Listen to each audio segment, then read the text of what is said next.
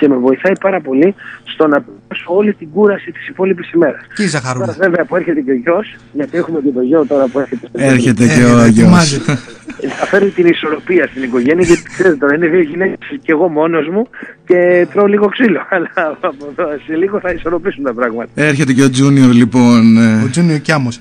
Θέλω να σε ρωτήσω κάποια πράγματα. Εδώ έχω ένα φίλο που μας ρωτάει πότε λέει ο Πάνος θα φτιάξει λέει, δικό του Facebook για να μιλάμε. Άλλος μας ρωτάει ότι αν έχει ακούσει το καινούργιο το Non Stop του Πάνου Κιάμου που έχει ετοιμάσει. Πάρα πολλές ερωτήσεις. Καταρχάς να ξεκαθαρίσω κάτι με το Facebook γιατί πολλά παιδιά με ρωτάνε, πολλά παιδιά νομίζουν ότι μιλάνε μαζί μου. Εγώ με το Facebook δεν έχω καμία σχέση. Δεν είναι ότι δεν έχω καμία σχέση γιατί δεν θέλω. Είναι γιατί πραγματικά πρέπει να χρειάζεται πάρα πολύ χρόνο στο Facebook. Πρέπει να έχεις αρκετό ελεύθερο χρόνο να μπαίνεις, να μπορείς να συνομιλείς. Εγώ δεν θα κάνω, αν έκανα μια στιγμή, δεν θα την έκανα πιο λίγο απλά για να κάθεται. Θα έπρεπε να αφιερώνω τουλάχιστον 3 με 4 ώρες την ημέρα, έτσι ώστε να μπορώ να απαντάω σε μηνύματα, να έχω μια επικοινωνία. Εγώ λοιπόν αυτό το χρόνο, αυτή την περίοδο δεν την έχω. Και επειδή είμαι και άνθρωπος που γενικότερα τα κομπιούτερ τα αποφεύγω, όχι με την έννοια ότι δεν μας δίνουν πολλά πράγματα, μας δίνουν πάρα πολλά πράγματα και και είναι πάρα πολύ βοηθητικά εργαλεία. Ωστόσο, πιστεύω πάντα ότι η διαπροσωπική σχέση, το να ακούω τη φωνή του άλλου ή και το ακόμα καλύτερα και να τον βλέπω, είναι πάντα καλύτερο από ένα κουτί. Θα μου πεις, μα καλά, γίνεται να βλέπεις, ας πούμε, παράδειγμα 500 ή 600 ή 2.000 ή 5.000 φίλους που μπορεί να έχεις στο Facebook? Όχι, δεν γίνεται. Και το καταπληκτικό του Facebook είναι, ας πούμε, ότι μπορεί να μιλάς και να μαθαίνεις τι γίνεται στην Αυστραλία. Είναι όμως κάτι το οποίο δεν έχω τώρα τον απαραίτητο χρόνο. Δηλαδή, δεν προλαβαίνω και το βράδυ να δουλεύω και το μεσημέρι το απόγευμα να έχω το στούντιο και να έχω και λίγο χρόνο για τη Λιάνα και να έχω και λίγο χρόνο για να ξεκουραστώ. Και για τη γυναίκα σου, βέβαια. Και για την οικογένεια γενικότερα. Δεν ξεχνάμε, ναι. Οπότε καταλαβαίνετε ότι έρχονται πάρα πολύ και μου λένε ότι μα εγώ μιλάω στο Facebook. Δεν έχω καμία σχέση με το Facebook, δεν έχω τίποτα. Δηλαδή, λύσαμε και αυτή την απορία. Στο Facebook δεν είμαι εγώ. Είναι κάποια παιδιά που άλλοι με θετική ενέργεια και πολύ καλή και από ό,τι καταλαβαίνω μιλάνε, και άλλοι που μπορεί να μιλάνε εκ μέρους μου και με λάθος τρόπο. Συνέχεια μηνύματα, μας λείπεις ήδη, έλα Αθήνα, πιο σύντομα, σε λατρεύω Λίνα, φωνάρα. Πάρα πολύ. Πότε θα έρθει ο Κιάμος στην Ιερά Πέτρα Κρήτης? Πολλά φιλιά, χαιρετίσματα Μιχαέλα. Ναι, καλά, στην Ιερά Πέτρα έχουμε πάει, θα ξανάρθουμε την πρώτη θητεία. Πάνω, θέλω να σε ρωτήσω κάτι άλλο. Μας ρωτάει εδώ ο φίλος ο Μάρκος. Συγγνώμη γιατί μου ήρθε ένα μήνυμα, Γιώργο. Πολλά φιλιά από όλο το fan club και ιδιαίτερα από εμένα, τον Michigan. Με το καλό, το νέο τραγούδι, σε αγαπάμε και θα ερχόμαστε όπου κι αν είσαι. Να είστε καλά, ρε παιδιά. Θέλω να σε ρωτήσω πάνω. Επειδή έχεις συνεργαστεί με πάρα πολλούς καλλιτέχνες. Ναι.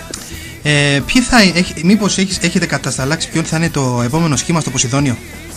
Ακόμα δεν έχουμε κατασταλάξει, τώρα είμαστε στις συζητήσεις, απλά δεν είναι κάτι ανακοινώσιμο.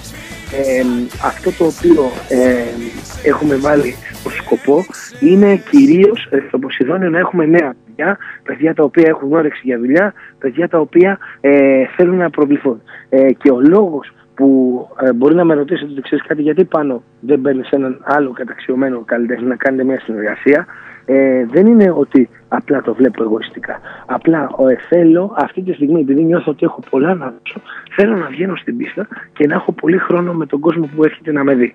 Θέλω να βγαίνω και να τραγουδάω μία μισή ώρα στο πρώτο και άλλες 2 ώρες στο λαϊκό. Δεν θέλω αυτό το χρόνο αυτή τη στιγμή να τον μοιραστώ, γιατί νιώθω ακόμα ότι έχω μεγάλη δίψη να τραγουδήσω για τον κόσμο. Αν κάποια στιγμή νιώσω ότι κουράζομαι, ότι δεν είμαι αυτός που πρέπει να είμαι και ότι δεν έχω την όρεξη που είχα, τότε θα κάνω μια συνεργασία. Γιατί πολλοί μου λένε ότι εντάξει, τώρα πας καλά, γι' αυτό δεν κάνεις συνεργασίες. Αν ξεκινήσεις να πέφτεις μέσα στα εισαγωγικά, τότε θα αρχίσεις τις συνεργασίες. Δεν είναι ο λόγος που δεν κάνω συνεργασίες αυτός. Είναι ο λόγος ότι ακόμα νιώθω ότι έχω πολλή ενέργεια. Θέλω να βγαίνω στην πίστα και να τραγουδάω 3 ώρες κάθε βράδυ. Όσο μπορώ, όσο αντέχω. Μπορεί σε 3 χρόνια να πω, ξέρετε κάτι, παιδιά, δεν αντέχω. Οπότε αυτόν τον χρόνο, το 3ωρο, το 4ωρο που είναι το βράδυ της εμφάνισής μου, να το μοιραστώ με έναν άλλο καλλιτέχνη και να τραγουδάμε από 1 ώρα. Δεν υπάρχει λοιπόν λόγος που μου λένε όλοι ότι ξέρεις κάτι, γιατί δεν κάνεις μια συνεργασία, γιατί μήπως τώρα επειδή ο κόσμος αγαπάει και πως καλά κτλ. Μάλιστα. Από μία ερώτηση θέλω να κάνουμε και εγώ και ο Γιάννης για να σε αφήσουμε να... Ναι, παιδιά, για να μπω να γράψω. Ναι. Η Άννα μας λέει φιλιά στο Μαρκόπουλο. Συνεχίζει η Ανούλα, εδώ φαν. Γιώργο, κάνετε μια ερώτηση, να κάνω και άλλη μία, να αφήσουμε τον Πάνο. Ποιο τραγούδι θα αφιέρωνες γενικά και στην οικογένειά σου και στους φίλους ακροατές εδώ του Αιγαίου Live και τα παιδιά του Σόλ? Λοιπόν, ένα τραγούδι που θα σας αφιέρω μέσα από την καρδιά μου είναι ένα τραγούδι με πολύ συναίσθημα. Είναι η μπαλάντα του τελευταίου δίσκου που λέγεται «Τι παθαίνω και πεθαίνω». Είναι πραγματικά ένα τραγούδι το οποίο εμένα με άγγιξε πάρα πολύ. Και ο λόγος που θα την αφιέρωνα και στην οικογένεια μου αλλά και σε εσάς παιδιά και σε όλο τον κόσμο είναι που λέει «Τέτοια αγάπη δεν τη χάνω και ως χαθώ». Όντως είναι πολύ ωραίο τραγούδι. Δηλαδή, παιδιά, δεν τη χάνω και ως χαθώ. Αυτό το έχω στο κινητό μου πάνω και όταν με παίρνουν οι φίλοι μου λένε το έχω ακούσει και δεν βαριέμαι να το ακούω. Να συνεχίσω. Ευχαριστώ πολύ, αγόρι μου, σε ευχαριστώ. Λοιπόν, εμείς θα ανανεώσουμε το ραντεβού μας πάνω για την Αθήνα, για το Ποσειδόνιο. Θα έρθουμε μαζί με τον Γιάννη να σε δούμε και από κοντά. Να σε ευχαριστήσω, Γιάννη. Να είστε καλά και εσείς, παιδιά. Από την πλευρά μου, δεν ξέρω αν θέλει να σε ρωτήσω ο Γιάννης κάτι. Μία τελευταία ερώτηση κι εγώ. Λοιπόν, επιτυχημένος επαγγελματικά και στα προσωπικά σου. Τι όνειρο εύχεσαι στον Πάνο από εδώ και πέρα? Μόνο όνειρο που εύχομαι στον Πάνο είναι να ξεκινήσω μια μέρα και όλος ο κόσμος να έχει λύσει τα οικονομικά του προβλήματα και να μην έχει πια άγχος με τα οικονομικά. Να σταματήσει η τηλεόραση να μας δημιουργεί τόσο μεγάλο πρόβλημα, όταν εννοώ πρόβλημα, ψυχοφθόρο πρόβλημα, και μακάρι να βρεθούν κάποιοι πολιτικοί στη χώρα μας ή τελικά παγκοσμίως που να ρίξουν πια τόσο πολύ την αξία του χρήματος και να μπορούμε να ζήσουμε πιο ελεύθεροι, πιο απελευθερωμένοι από αυτό. Σε προσωπικό επίπεδο? Σε προσωπικό επίπεδο μόνο υγεία, παιδιά. Αν έχουμε υγεία για τους όλους δίπλα μας, πιστεύω ότι δεν χρειαζόμαστε τίποτα άλλο. Και με το καλό ο Junior Κιάμος. Ο ερχομός Κιάμος. Να είστε καλά, παιδιά. Λοιπόν, σε ευχαριστούμε πάρα. Σε ευχαριστούμε πάρα πολύ. Σας ευχαριστώ. Τιμή μας όλο τον κόσμο που ήσουν εδώ μαζί μας. Να είστε καλά. Και θα τα πούμε πλέον στο Ποσειδόνιο.